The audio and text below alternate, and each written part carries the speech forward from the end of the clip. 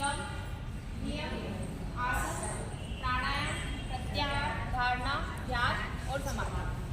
अष्टांग योग है क्या? अष्टांग योग होता है जिससे हम मोक्ष को प्राप्त कर सकते हैं। मतलब अपने आप को शून्य करके समाधि तक पहुंचना। और समाधि क्या है? शून्य की अवस्था, ब्रह्मांड शून्य, ईश्वर शून्य, कुछ भी नहीं। तो वो शून्य की अवस्था तक पहुंचना ही अष्टांग योग है। ये एक माध्यम है। देखिए, मैं गीता जी का हर बार बोलती ही हूँ, आप सभी को पता है। तो मोक्ष प्राप्ति करने का साधन भक्ति योग है, कर्म योग है, सांख्य योग है। लेकिन अष्टांग योग जो है, ये जो व्यक्ति कर्म में बिलीव करता है, तो कर्म के माध्यम से हम समाधि तक पहुँचते हैं। तो अभी हम कर्म करते हैं, इसलिए अष्टांग योग का मैंने सोचा कि आप सभी को बताना चाहिए कि हम अपने कर्म के माध्यम से कैसे समाधि तक पहुँच सकते हैं। मतलब वो शून्यता तक, मतलब मोक्ष का, मुक्ति के अधिकारी कैसे बन सकते हैं। तो पहला है इसमें यम, नियम और आसन। ये तीनों शरीर के होते हैं, है ना, शारीरिक के होते हैं। उसके बाद प्राणायाम, प्रत्याहार और धारणा, यह मन से करते हैं। और जो ध्यान है वो जीव को पाना है। तो यम, नियम और आसन जो है, आपको ये भी पता है कि 7 चक्र होते हैं। कौन कौन से? मूलाधार, स्वादिष्ठान, मणिपुर, अनाहर, विशुद्धि, आज्ञा और सहस्त्रार चक्र। मैंने कभी पहले शायद बताया होगा आपको कि जो साधक रहते हैं, जो समाधि जिन्हें घटित हो जाती है, तो उनके प्राण वहीं से कपाल से निकलते डायरेक्ट, है ना। और हम जो नॉर्मल लोग हैं, उनके नासिका से, आँख से, मतलब ये पंच इंद्रियाँ जो भी हैं, यहाँ से निकलते हैं। तो समाधि घटित हो जाती। तो आपने देखा होगा, पुरुषों को तो पता होगा कि आप शमशान में जाते हैं तो कपाल क्रिया करते हैं, है ना। वो क्यों करते हैं? ये फोड़ना पड़ता है ना। यहाँ से जो भी मैं गई थी, तो आप सभी को पता होगा कि हम कपाल क्रिया करते हैं। ये तो आत्मा का वास ही रहता है पूर्ण रूप से, क्योंकि अगर शरीर हमारा छूट भी जाता है, तो अगर कोई तांत्रिक लोग हो तो आपने देखा होगा ये हमारे स्कल को यूज करके क्रिया करते हैं, है ना। तो हमको कपाल क्रिया करना बहुत अनिवार्य हो जाती है। तो जो उनको समाधि घटित हो जाती है, तो उनके प्राण ही यहीं से निकलते हैं, मतलब ये फूट के यहीं से निकलते हैं, तो उनकी क्रिया करने की जरूरत ही नहीं पड़ती। तो अष्टांग योग का माध्यम है जब हम इससे यम से लेके समाधि तक, यम से प्रारंभ करके समाधि घटित कर सकते हैं, शून्यता तक पहुंच सकते हैं। तो यम क्या है? यम में 5 चीज़ें, उसको हमको मतलब संयम करना, अपनी इंद्रियों में संयम लेके आना यम है। मतलब कौन कौन सी चीज़ें हमें करनी चाहिए यम में? क्या क्या चीज़ें? अहिंसा पहली चीज़। मन, वचन, कर्म से हमें शुद्ध रहना है। किसी के प्रति द्वेष या गलत भाव नहीं रखना है। तो पहला है अहिंसा।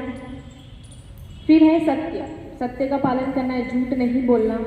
तीसरा है अस्तेय, चोरी नहीं करनी, किसी भी बात की चोरी नहीं करनी।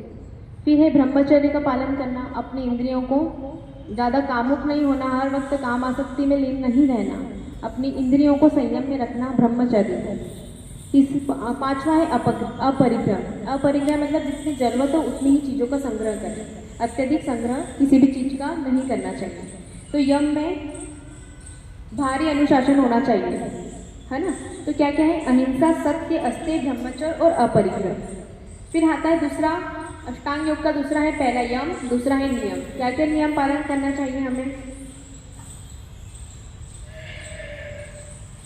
शौच, संतोष, तप, स्वाध्याय, ईश्वर प्राणिधान। पहला है शौच, मतलब शरीर और मन की शुद्धि। शरीर की शुद्धि भी जरूरी है और मन की शुद्धि भी जरूरी, आंतरिक और बाह्य रूप से, दोनों रूप से। संतोष होना चाहिए। आज व्यक्ति सुबह से भागता रहता है, विचलित रहता है, संतोष ही नहीं है, तो संतोष धारण करें, प्रसन्न रहें। तीसरा है तप। तप क्या होता है? स्वयं में अनुशासित रहना, अपने आप को तप। आपने देखा होगा ये संत महात्मा तप क्यों करते हैं? अपनी इंद्रियों को जीतते हैं, संयम करते हैं। आप भी कैसे कर सकते हैं? मैं आपको एक उदाहरण दे सकती हूँ मेरा खुद का। जैसे कितनी बार हमारी इच्छा होती, चलो आज संडे है, और संडे नहीं है तो यूँ भी कभी इच्छा हो रही है आज जलेबी खाना है, जो भी है, तो आप बहुत लालई हो रहे खाने के लिए, आपका मन उधर ही जा रहा है। दिन भर से सोचे, सुबह से मौका नहीं मिला, आप खा नहीं पाए, शाम हो गई, अरे आज तो ये खाना था यार, बहुत अच्छा है। तब आपका बहुत अत्यधिक मन भाई विषय पे जाए, तब आप अपने मन पे लगाम लगाइए। तो इससे आप अपने आप की इंद्रियों को जीत सकते हैं। आप करेंगे, ऐसा नहीं बोलती है तो मन ये तो करता ही नहीं। लोगों ने बोलते निंदा, अरे लाइफ एंजॉय करना चाहिए, खाओ पियो, नहीं वो तो करना चाहिए, बिल्कुल करें, पर अत्यधिक जब मन बाहरी चीज़ों पे जा रहा हो तो हम उसको उसी क्षण रोक के हम अपने आप को देखें ना कि मैं संयम कर सकता हूँ कि नहीं। अपना आपका टेस्ट करें कि यार मेरा इतना मन जा रहा है, तो वो जब अत्यधिक किसी चीज़ के उत्तेजित हो रहे हैं शरीर में उस चीज़ को पाने के लिए, उस समय आप लगाम लगाइए। उस क्षण आप लगाम लगाएंगे तो आपका मन संयमी बनेगा, तो आपको ही रहेगा अपने आप में कि चलो मैं इंद्रियों को अपने कर सकता हूँ। मतलब मैं किसी चीज़ का गुलाम नहीं हूँ, मैं अपने मन का गुलाम नहीं हूँ। मैं हर बार बोलती हूँ, लोग बोलते कि मैं तो मन के मालिक हूँ, मेरा मन जो कहता है वो करते, तो आप मन के मालिक में तो गुलाम है ना, कि आपको मन जो जो करा रहा है वो कर रहे हैं। तो आप मन की खुद मालिक बनिए, गुलाम मत बनिए। तो आप मन को ऑर्डर दे कि नहीं ये मेरे स्वास्थ्य के लिए ठीक नहीं, मुझे नहीं खाना है, भले ही मन कर रहा है तो क्या हुआ, मन तो वैसे भी चंचल है। तो मन की स्थिरता आप कैसे कर सकते हैं, तप के माध्यम से आप मन की स्थिरता को ग्रहण कर सकते हैं। इसके बाद है स्वाध्याय। स्वाध्याय मतलब आत्मचिंतन करिए, आत्म अनुशासन में रहिए, है ना। आत्म अनुसंधान करें, स्वयं का अनुसंधान करें, अपने विषय में सोचिए। सुबह उठ के अपने आप को दें। मेडिटेशन क्या होता है, सर करवाते ध्यान, तो आत्मचिंतन खुद के विषय में सोचिए कि मैं कौन हूँ। ना कोई मैं विचार हूँ, ना मैं देह हूँ, ना ही श्वासों का सिलसिला हूँ।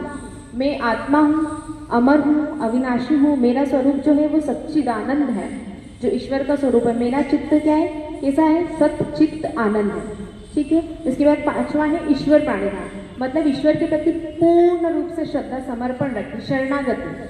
आप बोर तो आपको समझ में आ रहा है क्या बोल रही हूँ मैं, मतलब आपको भले ही हो सकता है इंटरेस्ट का विषय ना हो, लेकिन ये आपके जीवन को तारने का विषय जरूर है ना। तो अधिकतर जो बोरिंग चीज़ें होती है ना, वो हमको बहुत अच्छी डेस्टिनेशन तक लेके जाती है। तो फिर भी आपका नहीं लग रहा है चित्त आपका मेरी वार्तालाप में जो भी मैं आपसे कर रही हूँ प्रसंग, फिर भी आप लगाइएगा।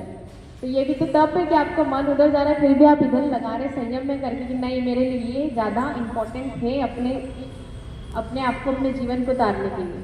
ठीक है। तो पहला हो गया यम, हो गया, इसमें 5 चीज़ें हमने देखी। दूसरा हो गया नियम, उसमें शौच, संतोष, तप, स्वाध्याय और ईश्वर प्राणिधान, ये चीज़ें। तीसरा है आसन। आसन तो पतंजलि योग सूत्र में बहुत सारे आसन का वर्णन है और हम करते भी आसन को, है ना। तो आसन का अर्थ क्या होता है, स्थिर सुख आसनम, मतलब स्थिर से सुख की अनुभूति होते हुए हम आसन में बैठे, मतलब ऐसा आसन जिसमें हमको सुख की अनुभूति हो रही स्थिर होकर, है ना। बहुत से लोग एक जैसी स्थिति में नहीं बैठ पाते। बच्चों का मन जिस भांति चंचल होता है ना, वैसा हमारा भी शरीर एक जैसा बैठ ही नहीं पाता है। तो हम अपने आसन को जीतो। हमारे शास्त्रों में कहा गया 4 चीज़ें, इसी में बीच में मैं आपको कह रही हूँ। पहला है जित आसन, अपने आसन को जीतें।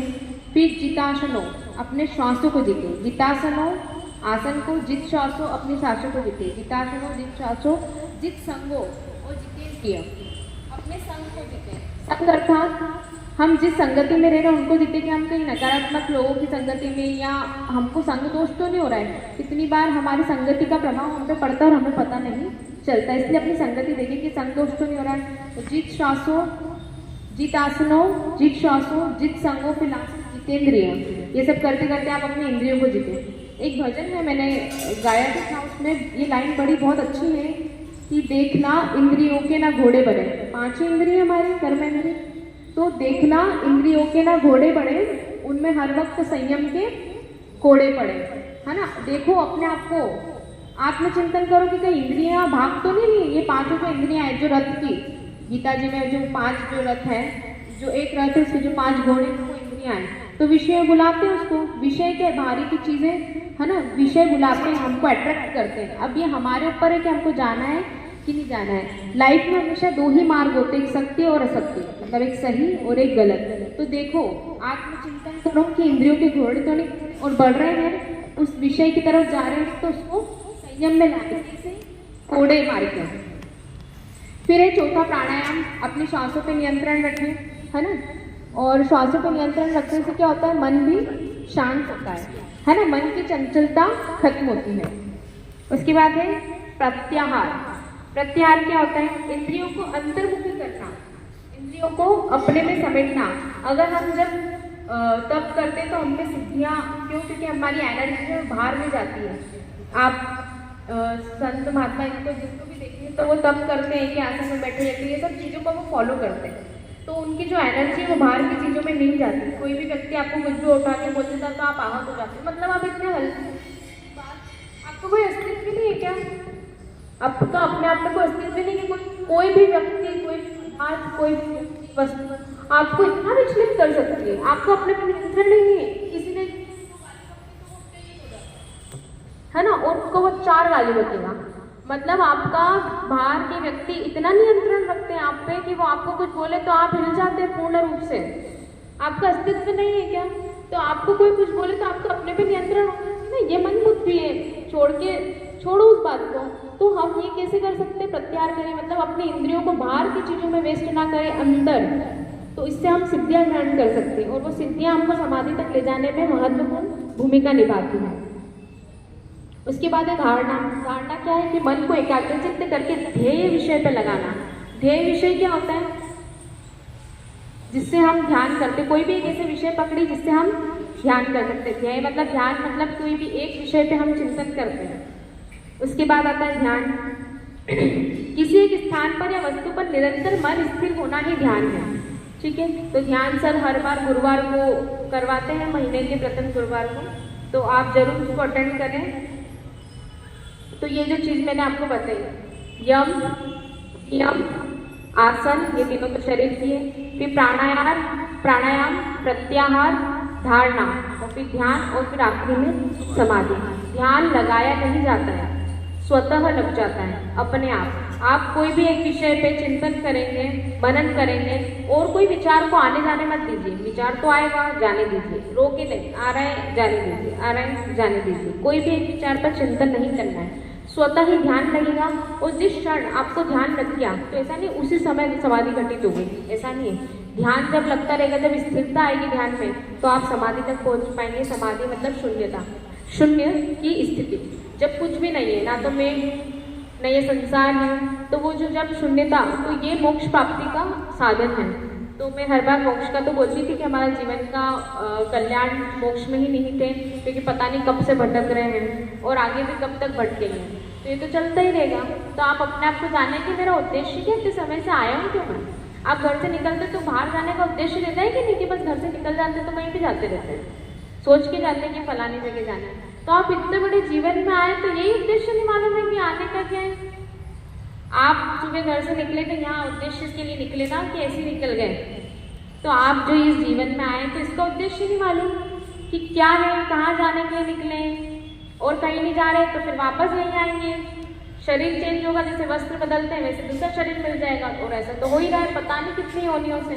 तो अब थोड़ा सा सचेत होइए। मेरे को थोड़ा सा, मैं इसलिए इतना आग्रह करती हूँ क्योंकि मेरे को लगता है कि सब अपना जीवन व्यर्थ गवा रहे हैं। तो हमको आत्मसंधान करना चाहिए, स्वयं का अनुसंधान, मतलब अपने बारे में आत्मचिंतन करना चाहिए कि हमारा उद्देश्य क्या है। परम उद्देश्य तो यही है।